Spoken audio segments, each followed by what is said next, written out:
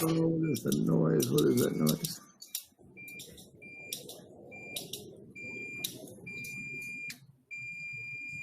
What's being touched right now? Because that's Micah, Jennifer's here. She's in the locker room.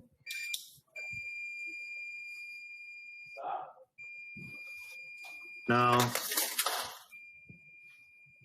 Grapes.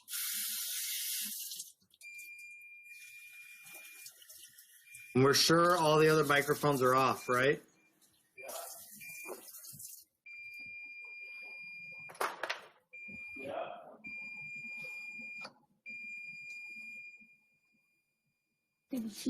Step on it. Oh, it's perfect. Looks just like the box. Nice job.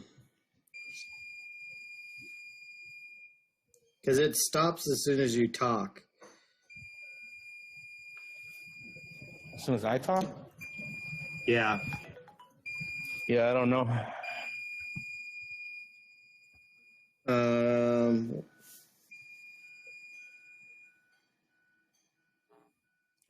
Well, as long as Dino keeps talking, we'll be fine. I don't know about all that. Could be fine. All right, well, I'll send an email to the IT guys and see if they can figure it out. Okay. All right. Thank you, guys. Have fun.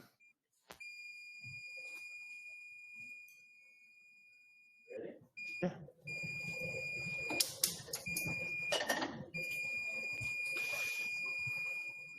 Hello. Happy Wednesday, everybody. Dino's here to make pork tenderloin today. We've got a Trilogy member joining us as well for lunch. Turn it over to you, sir. Enjoy. All right, we're going to do a pork tenderloin scallopini. Scallopini is thin sliced meat. So I went ahead and just pounded it out with a mallet. So we have some really nice thin pieces of pork here. And we have our egg wash and our flour. So I just touched raw, so I'm gonna go ahead and just change my gloves real fast here. Okay, and then we have our shallots that we're gonna go ahead and mince. So I'm gonna go through our mise en place here in a few seconds. Okay. So, our mise en place, we have our utensils, whisk, tongs, spatula. We have a zester, or otherwise known as a microplane. I'm sorry, I didn't realize I wasn't in the camera there. Okay, so we have our microplane. Zester, we have our whole butter, white wine, garlic minced, shallots, parsley, some capers and some grapes, and cream. Okay, so I have our saute pan, kind of medium, I'd say medium high here. We're gonna add a little bit of our oil. I'm using canola oil. So it's okay to kind of use a little bit excessively because we can drain it out. We're gonna drain it anyway. We are just gonna ensure that we have enough fat in our pan to brown our protein, which is the pork tenderloin. Okay, so I'm gonna go ahead and flour it. Kind of dredge it in the flour there. We're gonna do a double method where we flour it, we're gonna egg it, and then we're gonna go back to the flour. Just to kind of have a nice coating on there.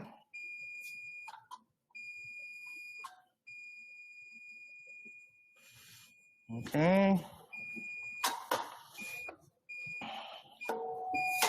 So I have our pan. Our pan's fairly hot at this point. Again, we're gonna flour it and then egg it and then flour it again. Looks like it's really close.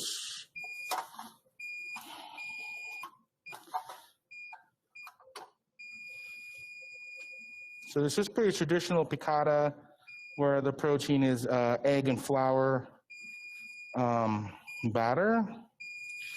And it does help kind of thicken our sauce a little bit as well with the flour ingredient in there.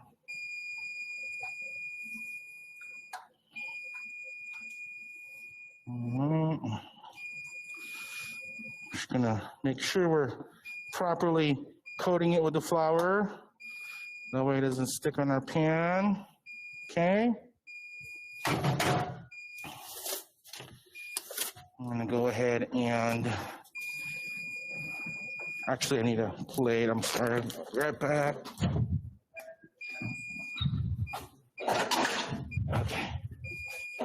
Okay. So we have a clean plate here where we're gonna let our pork rest after we fry it.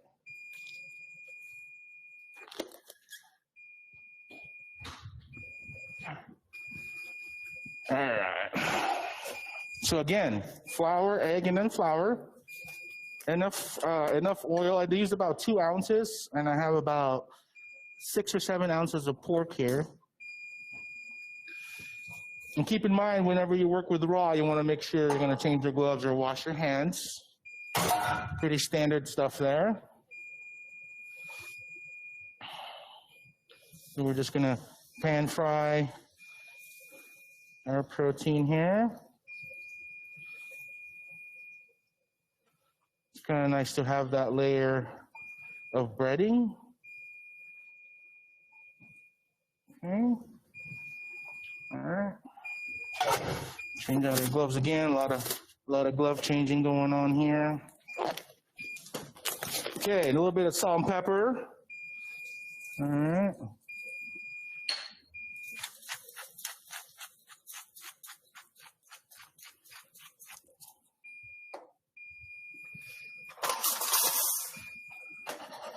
And we're just going to brown it on both sides. It's thin enough to where we'll cook it probably a little bit over medium on the pan. We won't have to throw it in the oven or anything like that.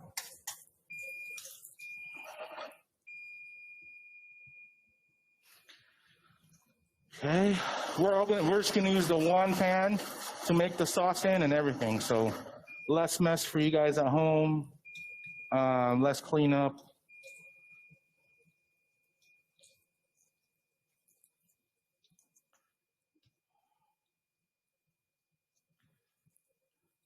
So right now I'm just kind of pan frying it, letting it brown up on one side, then I'm going to flip it over. You kind of start to see a little bit of color around the edges of the protein there as it kind of creeps up towards the middle of the piece, so you kind of can see a little bit of browning going on around there.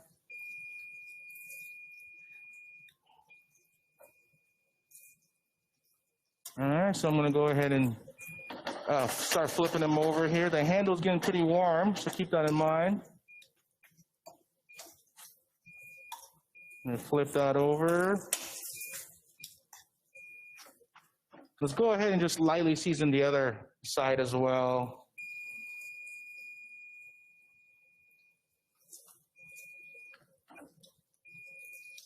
Okay. Now pork tenderloin, you can have it medium rare, but we're going to go medium on this one. Medium being about 130 degrees. 140 degrees.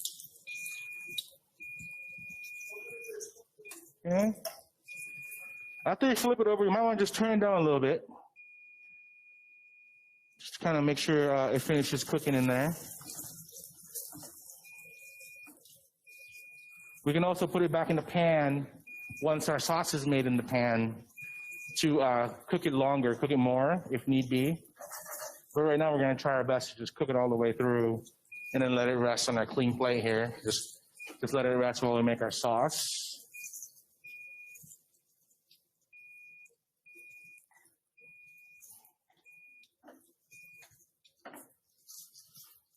And then we will drain a little bit of this oil because we won't need to use all of it.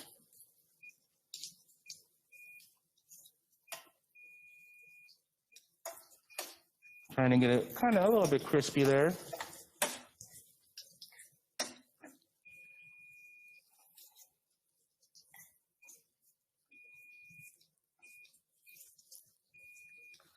All right.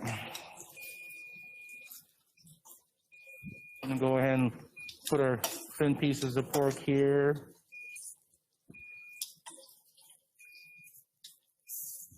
A little bit.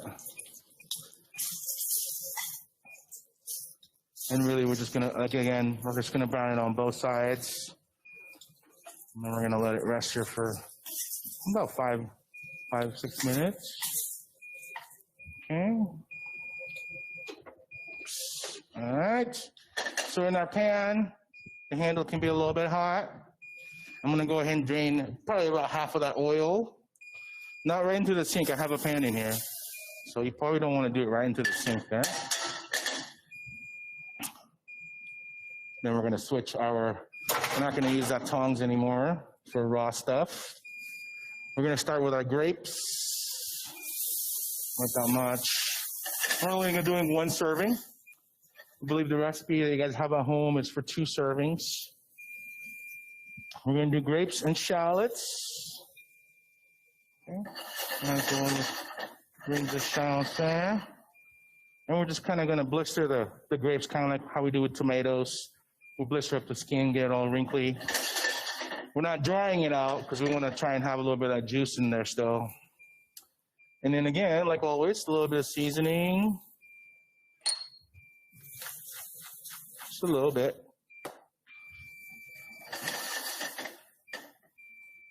We're going to use our clean spatula here. And we're just really going to brown it up. A little bit of flavor in there. We're going to add our garlic at this point. Probably looking at about half of that. I mean, feel free to put a big, a couple teaspoons in there. We're going to put 1 teaspoon in our batch here.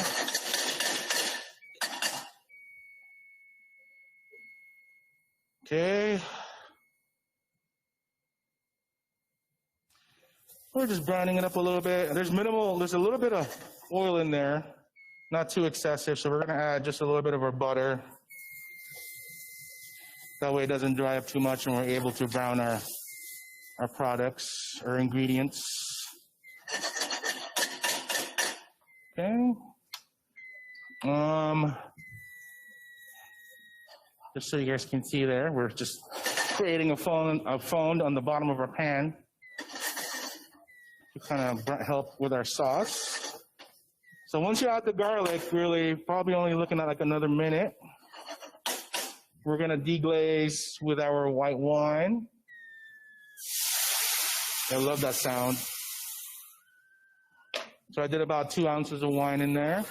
We're gonna make sure we get to the bottom of the spatula or the pan and really get all that brown stuff to kind of come up in our sauce there. And we're gonna reduce our sauce. At this point, we can add our capers, about a couple of teaspoons, a little bit of our parsley. I'm gonna add some parsley now and then some later for our garnish. So right now we have a wonderful smelling sauce. Okay, so we have a nice and brown there. That's from browning our pork in it, and then also browning our garlic and our shallots. So we wanna make sure we're pretty much browning all the ingredients here to really create the depth of flavor that we're looking for. And then once the wine has reduced out, which is pretty close here, again, we're working with medium heat. There we go.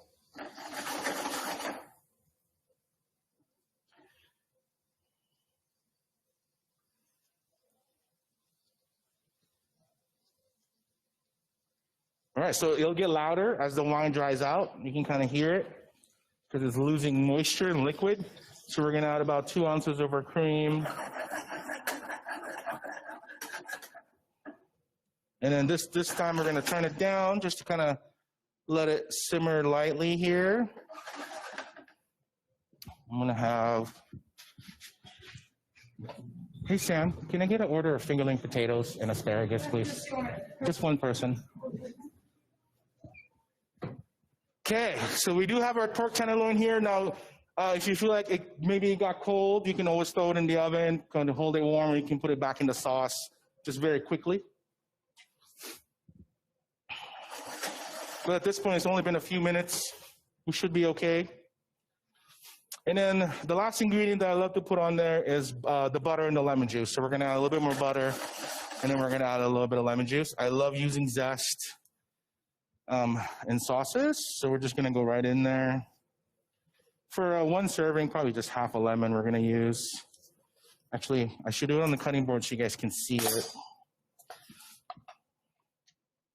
So the microplane works great, but if you have a cheese grater, that works well too. Just make sure you don't get into the white part. You really only want the yellow part there.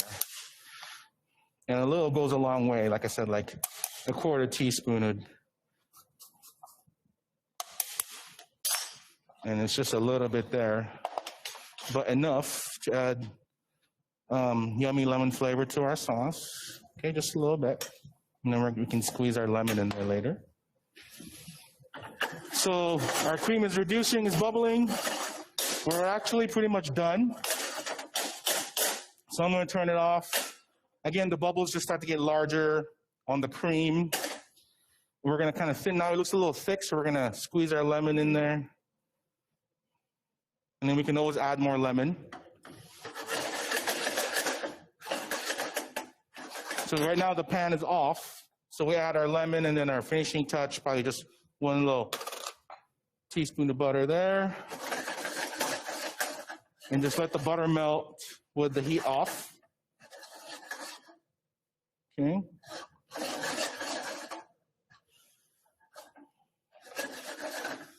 And just kind of stir it around. We're incorporating the butter to our cream. And this should be really delicious. We're gonna taste it, make sure we don't need any more lemon or anything. So grab a spoon here, or a fork. I'm just gonna taste it real quick, just to make sure we don't need lemon or anything.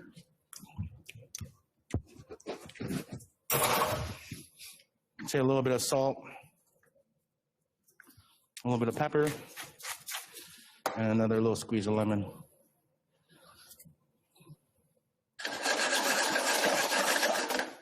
There we go. And you still have this half lemon if you need to, but that's how it's gonna look. It's like a dark, creamy sauce. And then we're gonna place it right over our tenderloin here.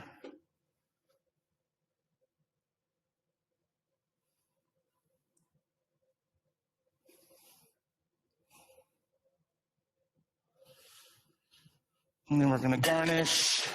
You know what? We can go ahead and just kind of cut a little bit of this lemon, put it on the side there. Don't forget the rest of our parsley. Sprinkle it on top. And that's it. Voila. Pork tenderloin piccata. And we're gonna go ahead and eat it up and serve it. Thank you very much for joining us today. Next week, we have molten lava cake. So that's going to be a lot of fun.